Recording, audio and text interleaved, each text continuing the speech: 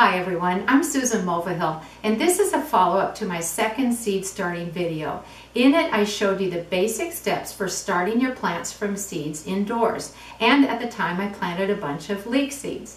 Now I realize not everybody is going to grow leeks in their gardens, even though they're fabulous, but the steps are the same no matter what seeds you're starting, so I just picked leeks to start with. Now this is a half flat of leek seedlings, and I bet you can't even see them, can you? That's because they're about the size of a blade of grass, maybe even smaller. And it never ceases to amaze me every year when I grow leeks that something so tiny can turn into something as large as a leek. Now I have a tip for you, and it applies to both leeks and to onion seedlings. What I'm going to do is every so often I'm going to trim back a seedling to about 2 inches in height. I'll let it grow a little bit more, then I'm going to trim it back again to 2 inches. That sounds really mean, doesn't it?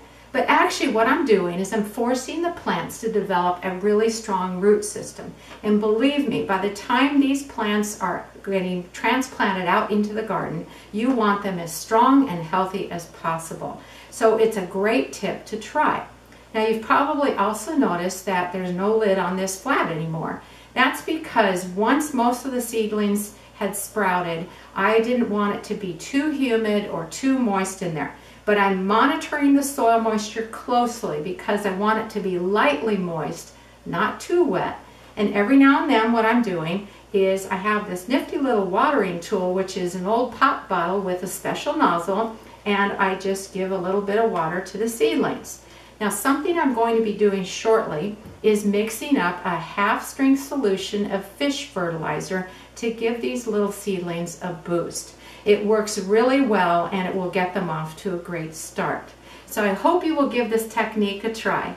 Happy gardening! Now you can see the leek seedlings I was telling you about. And here they are getting a haircut.